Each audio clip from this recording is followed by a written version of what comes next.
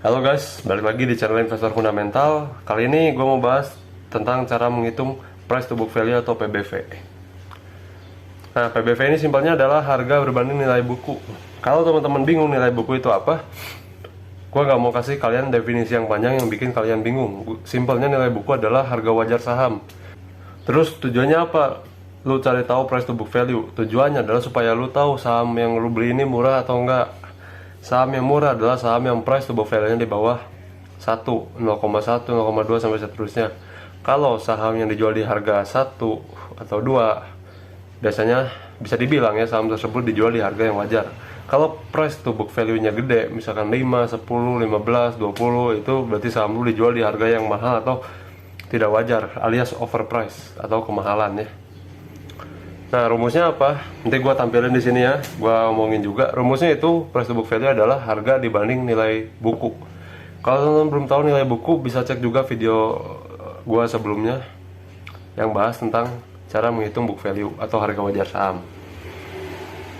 Nah, dari rumus yang tadi gue tampilin yang sederhana ini, lu bisa tahu saham lo itu murah atau mahal. Tapi ada satu disclaimer nih yang gue kasih tahu ke teman-teman semua ya. Kalian nggak bisa pakai PBV ini ke semua sektor. Contohnya apa? Sektor consumer goods.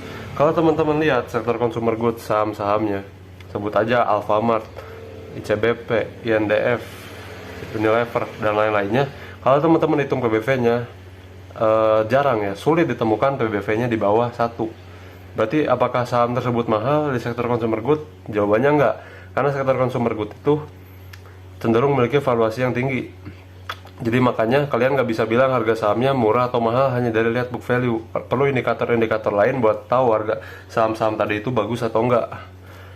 Nah, PBV yang gue kasih tahu tadi ini kan, yang gue kasih contoh tadi kan di sektor consumer good. Tapi kalau di industri-industri lain, misalnya perbankan, kelapa sawit, dan lain-lainnya, biasanya bisa diterapin.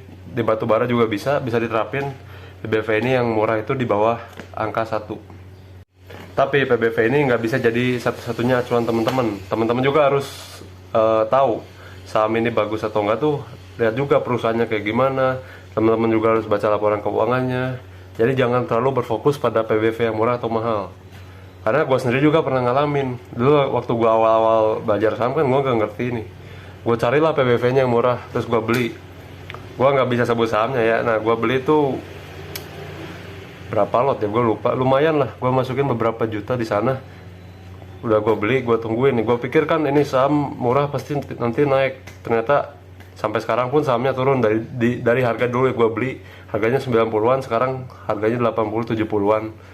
Jadi pada dasarnya teman-teman nggak bisa jadiin PBV sebagai satu-satunya acuan, tapi PBV ini bisa ngebantu teman-teman buat cari saham yang murah.